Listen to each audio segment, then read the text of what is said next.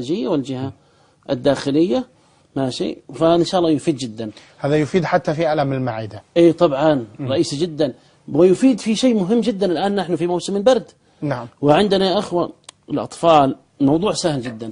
والله لأعطينكم بإذن الله طريقة تستغنون بها عن كل الأطباء بأمر الله عز وجل. أنتم تنتظرون أدوية للإنفلونزا الآن وتنتظرون أدوية، لكن بهذه الطريقة بإذن الله يغنيكم الله عز وجل عن كل أدوية الإنفلونزا. الموضوع سهل جدا. نعم. الدلك هذه، والله يأتون إلى العيادة ويسألون يريدون يرفعون المناعة ومستعدون يدفعون آلاف مؤلفة لأنها لا تنفع فيها لا حبوب ولا شيء. لا تعبون، هذه الحبوب يعني أيها الأخوة في الشام هذه الحبوب لا تفيد حتى في المناعة، بالعكس تضر المناعة. سأعطيكم بشيء ترفع المناعة وتحسن وضع الصحي بإذن الله عز وجل وتخفف من ألم البرد. درهم واحد. جميل. وطبعا تخفف من ألم البرد. تدلك يعني من فوق إلى تحت هكذا، في شوية زيت من الركبة. كان بها من عند الركبة. الحين نعم. الساق مقسومة 3 أقسام. في هنا عظمة صح؟ نعم. الجهة الخارجية والجهة نعم. الداخلية والجهة الخلفية. ناخذ الجهة الأمامية الخارجية من أعلى لأسفل 7 دقائق بهذا الشكل. أيوة، من أعلى لأسفل. والجهة الداخلية 7 دقائق. ممكن إذا كان طفل تسحب أنت سحبة واحدة. ماشي، بإذن الله للقدمين ترتفع المناعة بشكل ممتاز جدا جدا. جميل. طيب كذلك اليد، يعني ممكن في كحة عندنا في صدر، هذا أهم شيء يتأثر في البرد. هذه الطريقة من هذه اللي من هنا من الأمام ومن الجهتين عندنا. نعم. هذه جهة، هذا يخفف الكحة دكتور. أوه ممتاز جدا بإذن الله عز وجل. ماشي بهذه الطريقة. وأعطيكم الحين نقطة أساسية للكحة للثنتين.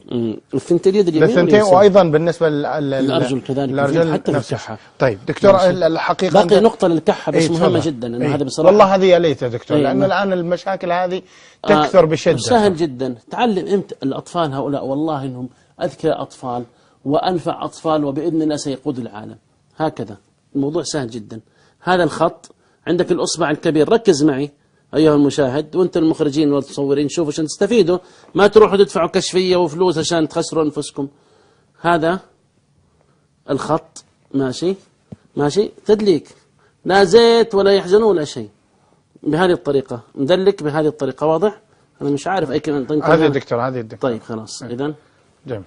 ماشي، دقيقتين اجلس دلك دقيقتين إن شاء الله بإذن الله. بس كرر في اليوم 3-4 مرات قبل النوم حينما تستيقظ، ولا تستعجل. ماشي، ولا تستعجل. لا هذه إن شاء الله لو قبل النوم سواها 3-4 دقائق إن شاء الله ما تجي كحة. أكثر كحة تبين عند النوم ترى. صحيح. وهي أزعج حاجة. نعم. فهذه إن شاء الله تذهب الكحة. أنا شخصيا لما الحين أحس إنه والله حلقي شوي، الحين سبحان الله عارف أنا كان عندي صح شرب زنجبيل وكذا، لكن حاسس إنه حلقي مع الانفعال شوي، لكن حسيت مع التدليكات إني خفيت. الحمد لله. إيه بفضل الله عز وجل.